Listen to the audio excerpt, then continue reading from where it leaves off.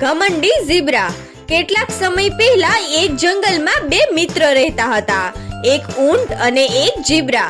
ઝીબ્રાને એની ખૂબસૂરતી ઉપર ખૂબ જ ઘમંડ હતું। ઊંટને જોઈને ઝીબ્રા મનમાં વિચારે છે કે અરે આ શું, આ ઊંટ તો ખૂબ જ કદરૂપો દેખાય છે।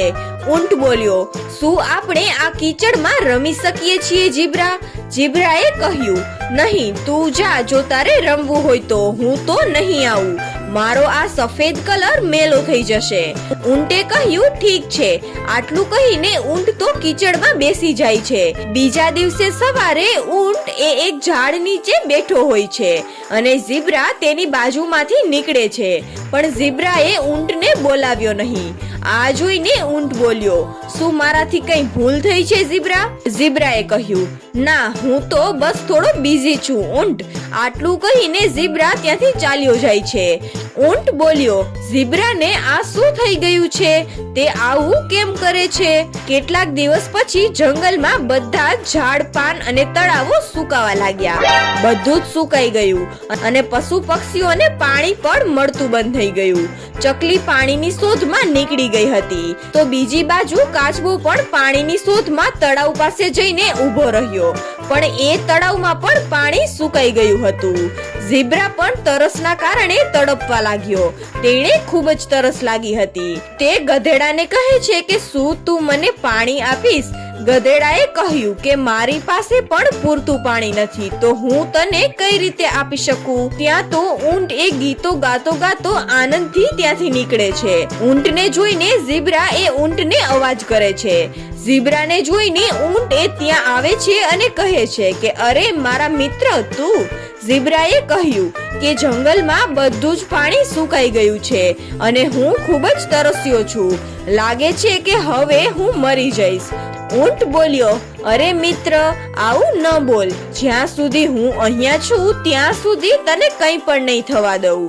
ઝીબ્રાએ પૂછ્યું, શું તારી પાસે પાણી છે? તું તો ખૂબ જ આનંદમાં છે।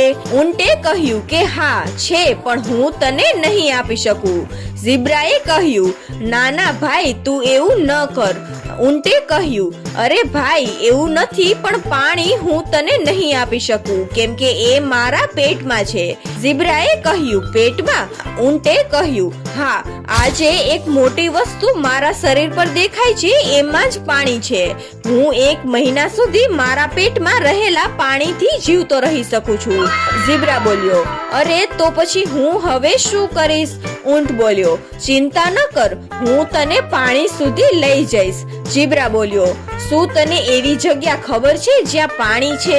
ઊંટ બોલ્યો, હા બિલકુલ, હું એક રેતીનું જ પ્રાણી છું, એટલે હું જાણું છું કે જલ સ્ત્રોત ક્યાં છે। ઝીબ્રા બોલ્યો, આ જલ સ્ત્રોત એટલે શું?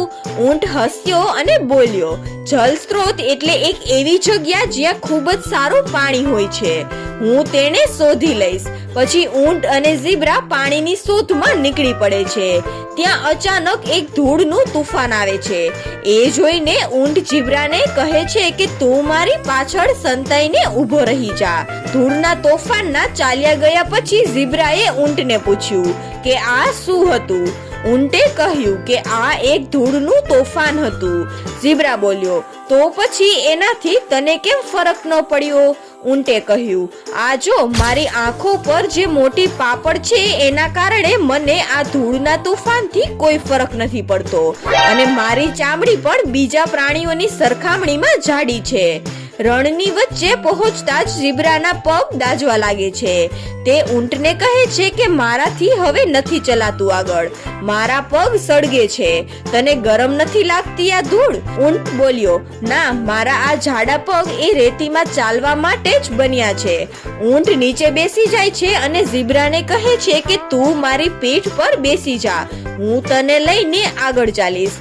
ઝીબ્રા બોલ્યો, શું તું આવું કઈ રીતે કરી શકે છે? ઊંટ બોલ્યો, હું કરી શકું છું, અમે ઊંટ ખૂબ જ મજબૂત હોઈએ છીએ। મોટા મોટા શહેરોમાં અમે લોકોને અમારી પીઠ પર બેસાડીને ચાલીએ છીએ। પછી ઝીબ્રા એ ઊંટની પીઠ પર બેસી જાય છે અને ઊંટ એ આગળ ચાલવા લાગે છે। ઊંટ એ ઝીબ્રાને લઈને એક પાણીના સ્ત્રોત પાસે પહોંચે છે। ઊંટ બોલ્યો, હવે તું જી ભરીને પાણી પી લે। ઝીબ્રા પાણી પીને પોતાની તરસ બુઝાવે છે અને ઊંટને કહે છે કે ધન્યવાદ મિત્ર, તે મારો જીવ બચાવ્યો છે. તો બાળ મિત્રો, આ વાર્તા પરથી આપણને શીખવા મળે છે કે બહારની સુંદરતા જ ખાલી કાફી નથી. બધી ચમકદાર વસ્તુ સોનું નથી હોતી.